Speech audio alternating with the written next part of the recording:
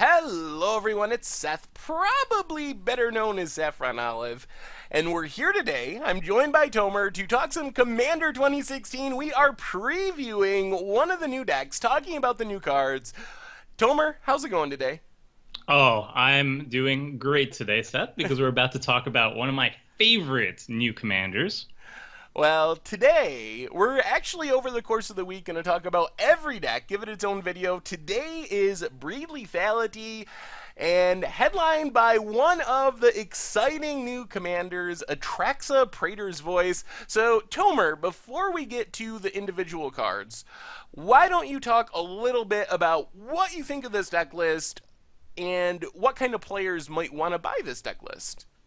All right, so if you're a new player to Commander, you're definitely going to be looking at these new pre-constructed decks because it's one of the easiest and most cost-efficient ways to just jump right into the game.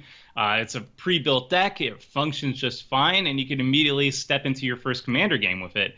And then you need to decide which pre-constructed deck fits your personal playstyle. So Breed Lethality focuses heavily on long-term growth. You play a bunch of creatures, and then they slowly get bigger and bigger in power every single turn. So your things kind of just grow. It breeds and becomes more and more lethal. Breed Lethality. Really nice. So basically, if you're looking for a deck that slowly grows up in power and then overwhelms your foes incrementally, then you're going to be interested in this deck. There's a lot of, it's very synergy focused on how these counters all interact with each other. They just build and build counters. If you like +1/+1 counters as an archetype, you're going to love this. If you love counters in general, you're going to love this because you're just going to be adding more and more of them to all your permanents. That's the style of play that I see from this deck. It's very much building bigger and bigger and bigger until you just smash all your foes.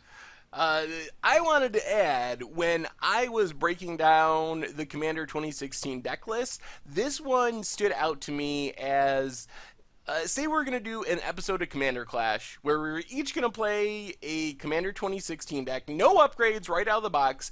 I think this is the deck I would pick, because I feel like this is the best constructed of all the lists. If you just read down the cards in this deck, almost everyone is somehow interacting with the theme of growing your army, putting counters on things. So some of the other decks feel a bit more scattered, maybe partly because their themes are kind of lend themselves to not being as straightforward. But this one, every card is right on the mark, and it feels like a really well-constructed deck. Each deck comes with a 4-color commander, which is exciting in and of itself because 4-color commanders didn't exist before Commander 2016. So our first 4-colored commander, Atraxa Praetors Voice. So Tomer, take it away. All right, so right off the bat, Atraxa is a very cost-efficient, very powerful creature. For 4 mana, you're getting a 4/4 that is flying, vigilance, death touch, lifelink. Just the bare bones of the creature is very impressive. First of all, she's really good at attacking and defending at the same time. Flying means she can get over most defenses. Vigilance means she can hold back, and if anybody's attacking into you, well, either she's going to crush them because she's just a big creature, or she's going to trade with them because she has death touch. So even larger creatures are going to have to think twice about attacking into her. Also, the fact that she does both at the same time, she's also gaining life off of lifelink. So she's just an all-around very powerful creature, and something I wouldn't mind playing in most formats just as a 4/4 with all those abilities. But the real meat of this card is the proliferate ability, which is such an open-ended, hyper-synergistic card that works well with most of the mechanics and like a huge chunk of the mechanics in Magic's history. The most obvious application here is the +1/+1 counters. A lot of creatures have +1/+1 counters. Proliferate allows you to put another counter on them, but it works with so many other counters as well. Well, it works with any counters as well, actually. Energy counters from Kaladesh it works with.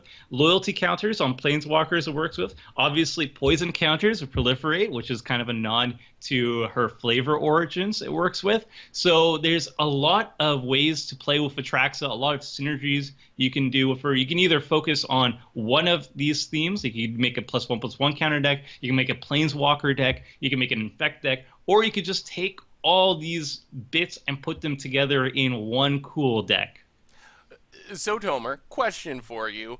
Does Atraxa become the default multicolor Super Friends commander? Because that's the first thing I thought of with this card. We've tried to build 5-color Super Friends before. One of the things that stuck out to me is there's not a lot of commanders that really do much with Planeswalkers. I mean, some are all right, but they don't often directly synergize. So Atraxa not only has an ability that is awesome with Planeswalkers, it's a good creature on its own, plus it's in the right colors. Green gives you doubling season, and then white, black, and blue give you a lot of the best Planeswalkers, and red is the one color whose Planeswalkers are sort of subpar to some extent, especially in Commander. So is this suddenly at the top of the list if you want to build a Super Friends deck? I think it's either at the top of the list or it's equal to the top of the list. Okay, let's move on our list, and I warn everyone in advance, there will probably be a lot of name butchering throughout these videos, because they have some hard ones. So let's look at Akira Siddiqui, the Usurper. A new partner commander. So just a refresher, partner means you can have two commanders as long as they both have the partner ability, which means with two commanders, you can be a 2-color deck, a 3-color deck, or a 4-color deck by combining different partnered commanders. So, Tomer, what do you think of this one? I think it's a very interesting approach to a black-green commander. She has Menace, which is it fits with black-green. She's aggressive. She has a trigger that only triggers when you deal combat damage to a player, but you gain life equal to that creature's toughness.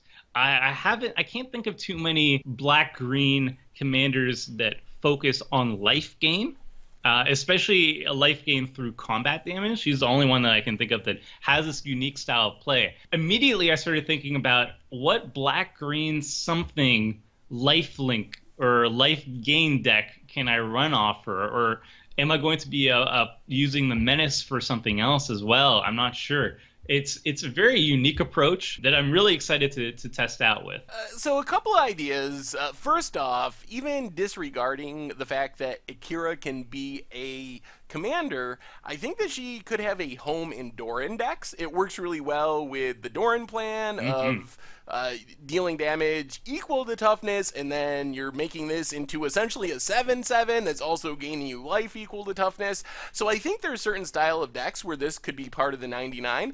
Also, a cool deck in Commander is the white-black life gain deck that takes advantage of different enchantments that can drain the opponent when you gain life and stuff like that. With this Commander, I think there's a chance that we could see a green-black version of those decks, because you get the black enchantment still, but then you get green support cards, which I think is interesting. So I like that it potentially takes a somewhat well-known Commander archetype in black-white life gain and maybe makes it possible to build that in a different color combination. Yeah, absolutely. And also, since she is a partner commander, you could always add in white too by picking a partner that supplements white to the strategy. Well, speaking of partnered commanders and white, our next card is Ayesha OG Dragon Speaker. So a 1/1 flyer for 4 gets bigger. What do you think, Tomer? It's a pretty straightforward commander. I did notice that the initial response on Ayesha was really lukewarm. People are like, oh, this kind of gets bigger. It's vanilla, blah, blah, blah.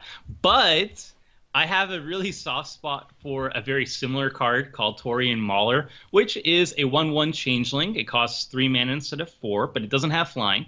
And it also has exact same trigger ability. Whenever an opponent casts a spell, you put a +1/+1 counter on Taurian Mauler. The nice thing about Ayesha, it does cost 1 more mana. However, he or she, it has flying. I don't know. It has flying. and it also can deal commander damage. I can see this creature growing quite quickly. Like, I've seen Taurian Mauler in action. It grows very fast. I've seen Mana Gorger Hydra in action as well, thanks to Tom. It also grows very fast. I think Ishai is going to do very similar things. It's going to grow very fast, and it's going to benefit from the commander damage rule, where if you deal 21 damage with it, the opponent is out of the game. Also worth noting, you mentioned a lot of the similar creatures. There's also Sunscorched or Sunscorcher Regent, which is a dragon that costs 5 mana and has the same ability. So we're getting to the point where there's this almost critical mass of cards that get a +1/+1 counter when your opponent casts a spell. So it's not quite there, but you're getting close to being able to build around that ability. For me, though, the big thing with Isha is the creature types. Not that many good bird commanders. This is a good bird commander. Also a monk commander. So it hits two, I think, interesting creature types that can use more help and support. So I like that aspect. Even though the card itself, I'm in the lukewarm camp. It doesn't really excite me. It doesn't do anything that flashy. It just kind of grows. But I like that we have an additional bird and an additional monk commander available. Yeah, I agree. It's a subtype that is pretty rare, and now we have another option for the bird tribal leader. I think this one's better than Kanju. What do you think, Seth? I believe so. I think this moves to the top of my bird commander list. So Sweet. I just looked it up. Ishai is actually a she. I just looked at her biography. Well, I will try to remember that so we don't get yelled at when we record her episode on Commander Clash. Yep. Next, we have the last of the commanders from the Breed Lethality deck. Rayan, Last of the Abzan, another Golgari commander. What do you think of this one, Tomer? I think she's very interesting.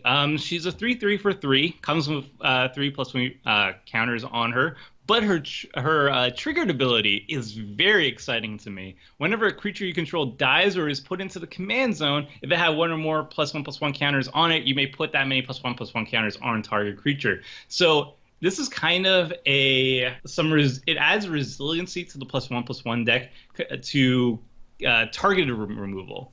So if one of your big creatures, like you have a 15/15 Mana Gorger, people realize it's a big problem and they need to kill it. If they do kill it, then you can just shift all those +1/+1 counters over to another creature and make that like the enemy #1 as well. So it really keeps you in the game and protects you from targeted removal. Obviously, it doesn't really do that much if you hit a Wrath of God or some board wipe that kills all your creatures at once, but it is a nice little trick over there. This commander scares me because while it has a lot of text on it, what it's actually saying is all of your creatures have modular, an ability we saw back in Mirrodin. We see it in Modern a lot with Arcbound Ravager, like killing people super quick by dumping counters on things. This essentially gives that to all of your creatures and can do some really scary things. You can dump all these counters on, for example, if you're trying to be spiky, you can just sack out your board in a +1/+1 counter theme deck and dump counters on an Inkmoth Nexus, for example, and just one-shot an opponent for poison damage. So if you want to be spiky with this card, I could see it being very good. It's also super efficiently costed as a 3-mana commander, where you're going to be able to cast this again and again, most likely, because it's cheap enough that even though you're paying more mana each time you cast it, paying that tax, it's still not going to be overly expensive. So I think this card has potential to be really powerful in a deck built to abuse its abilities. So now we're moving away from the legendaries and talking about cards that maybe can show up in the 99. First new card that isn't a commander or has no potential as a commander, Sublime Exaltation. I don't know, Commander. I don't know, Tomer. What do you think about this new Wrath effect? All right. Well, every Undaunted card going forward, I always imagine it being played in a 3-player or 4-player free-for-all game. So that means at the start of each game, you're going to have 3 opponents. So that in my mind is what discount starts at. So for Sublime Escalation, yes, it costs 7 mana if you have no opponents. However, if you have three opponents at the start of a game, it is only going to cost 4 mana. So basically, I'm looking at Sublime Escalation as something that is a Day of Judgment that costs one less white, and it varies sometimes too. If you have only two opponents remaining or one opponent remaining, it gets worse, obviously. But if you're also playing in a bigger group that has more than 4 players, I know many groups also play with as many as like 6 players in a game, then Sublime Exhalation becomes really, really good. Like if you're only spending 2 mana to cast a wrap, that's amazing. I like that the Undaunted cards support different styles of play. One of the things I've talked about a lot of times is I love Magic because it gives each individual person in each individual playgroup a lot of options on how to play the game. So I think that Undaunted is great because it does recognize that some players are going to have a huge 8-player playgroup and they're going to have this sweet 1 mana Wrath. Like, that's not the norm, but that is something that happens, and I'm glad that Wizards is supporting those different styles of play. That said, as a Wrath, I'm not excited about it. In your normal 4-player Commander game, I think that the downside of getting more expensive as players drop out of the game and get killed is makes the card worse than just playing a normal Wrath like Day of Judgment, Wrath of God that costs 1 additional white mana. The extra expense outweighs the slight benefit you get of a less restrictive mana cost, in my opinion, in a 4-player game. Yeah, I agree. In a 4-player game, this is basically a riskier Day of Judgment. It's going to usually be a Day of Judgment, and also when opponents do leave the game, it's usually a little bit later in the game, so you're going to offset the increased cost by having just more mana available to you in most cases. But yes, I think if this card is as expensive as Day of Judgment cost-wise, I would just run Day of Judgment because Sublime Escalation just becomes more expensive as the game goes on. But if it is like a super cheap card, wherever the price ends up, and Day of Judgment and Wrath of God are more expensive, then this is a good budget board wipe until you do go up to Day of Judgment or Wrath of God. And in fairness, the difference isn't huge. Like, I think it's worse than Day of Judgment, but it's not like, wow, that's so much worse. So if you end up playing this in your deck as a budget choice, I think that you'll find 9 games out of 10, it's going to be very comparable in power level.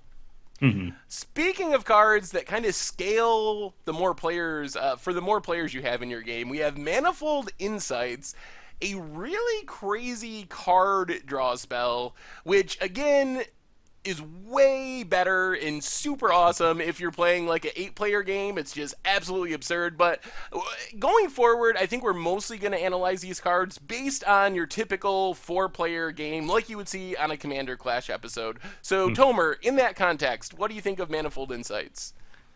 So, you reveal 10 cards, and assuming a typical 4-player game, best case scenario, you're going to be getting 3 of those cards, and it's a pretty big selection too. It does have to be non-lands though, so that is a giant perk of this card. I think it's good. I like it. I'm going to play it.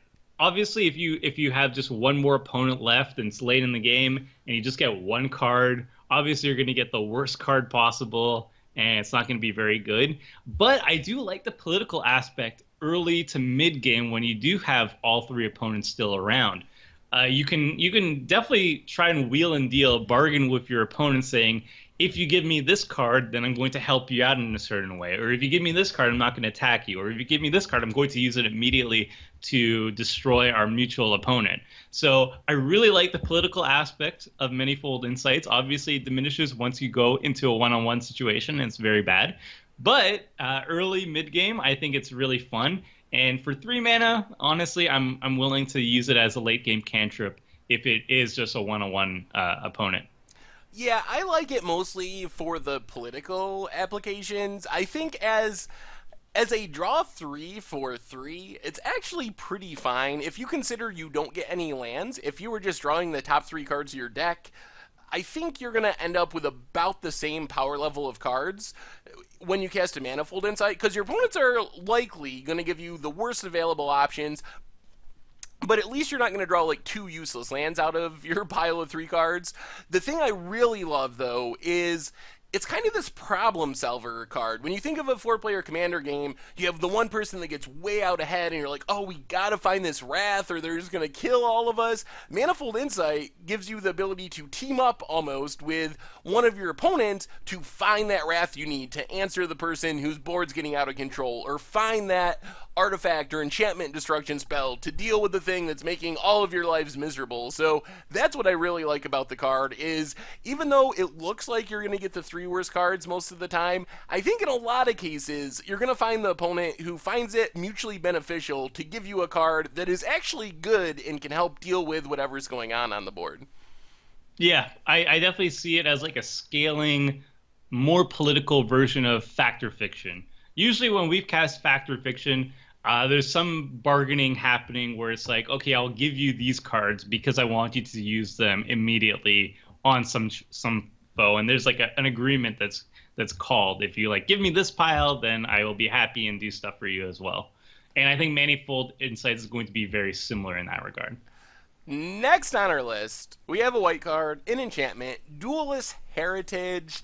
Tomer, are you excited for this card? This one I'm going to withhold my opinion on because I'm not a big attacking with creatures type of guy when it comes to Commander, but maybe if you are an attacking type of person, does this have appeal?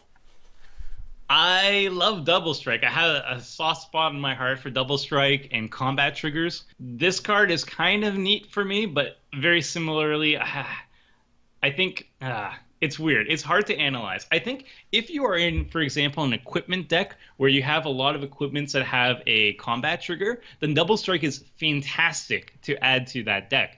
And then you have that extra bonus political aspect of being able to still give your opponent's creatures Double Strike, so long as obviously they're attacking a target that you want them to attack. So I really like that it helps you and your deck in a cost-efficient manner, kind of.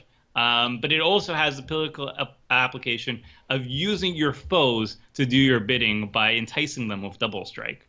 So I think it's a solid card. I don't think it's a great card, and it has very niche applications because I think you need to have a deck that is set up to attack people as well before you start considering using this. You're not going to just slam it into any like dirty control deck.